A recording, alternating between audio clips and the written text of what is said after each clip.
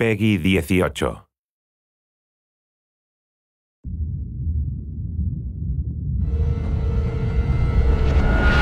Hey everybody, Zachary Levi here in the heart of London's famous West End. Behind me is BAFTA, the British Academy for Film and Television Arts.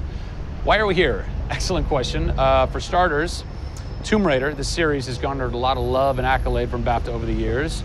Some of the key players on Crystal's dev team are BAFTA LA members. And to top it all off, legendary video game composer Jason Graves is a BAFTA winner. We're going to catch up with him in just a bit, but first, a little trip to Raleigh, North Carolina, where we go behind the scenes at Jason's recording studio. These are the final hours of Tomb Raider.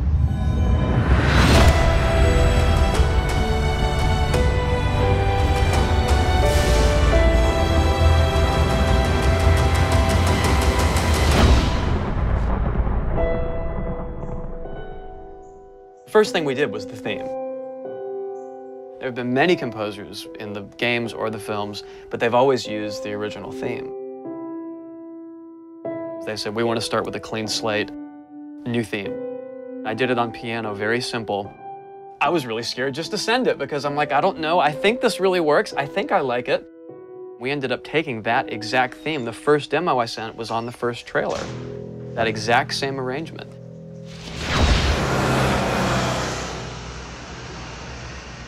So, Jason, currently you're working on this reimagining of Tomb Raider.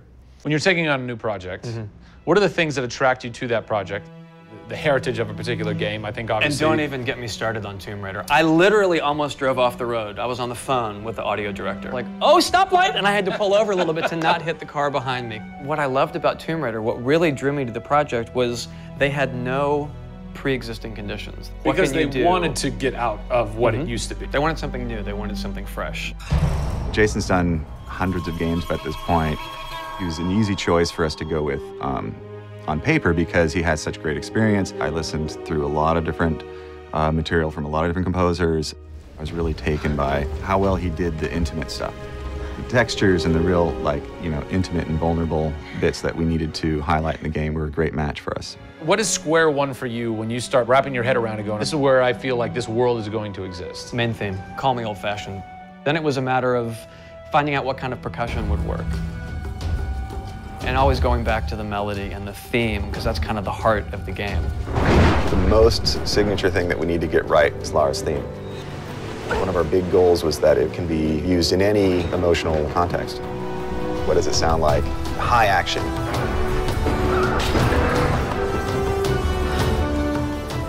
What does it sound like when she's in pain? For music, the gameplay and the concept art, especially with the scavengers and kind of the shanty town, corrugated metal, how everything's kind of this amalgam of different stuff that they found on the island. Like, that's what I want the music to sound like. The bad guys are playing the music now. Alex said something like, it'd be really cool to have something, chains on a metal board or like you're banging a metal fence. 2 weeks later, Jason calls me up and he's like, so, this guy who's like this sculptor who lives right around the corner from me, I was talking to him about the idea of creating an instrument. And I'm like, that sounds completely insane. We have to do that. Tackling the score to one of the most iconic franchises in the world brought a unique challenge. How best to capture the emotional timbre of the characters and island in music? People, I give you the instrument.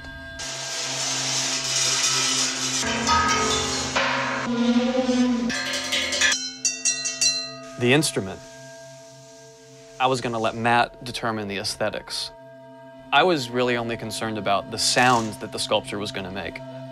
Matt built this, which looks pretty much exactly like Laura's original homemade bow in the game. There's different timbres based on different materials, metal, glass. It's a direct line from the plot, the characters, the story, the environment, straight to the sculpture. We always wanted the island to have that character in itself. Creating an instrument gave it this unique identity. It's got a voice. Yeah. The very beginning of the game is nothing but the instrument.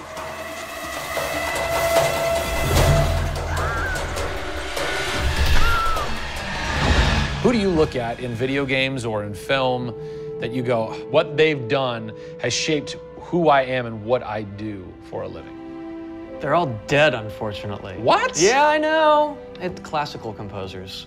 All classical? Yeah, I'm kind of going directly back to the source. Yeah. Prokofiev's, Tchaikovsky.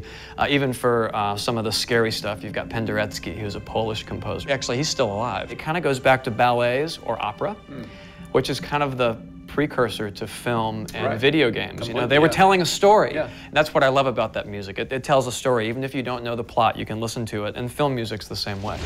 It's tough with games to do things that are subtle. You want to make Lara relatable, make her realistic. Got another one. She went down over there. Tell her story from the beginning and show how she became the superhero she becomes. One of the first things that I ask any developer is the emotion. Because to me, that's the biggest thing that music can do in 1/10 of a second. The music just, it nails the emotion. Wow, that was amazing, huh? I personally don't think I've ever sounded so good in an interview before.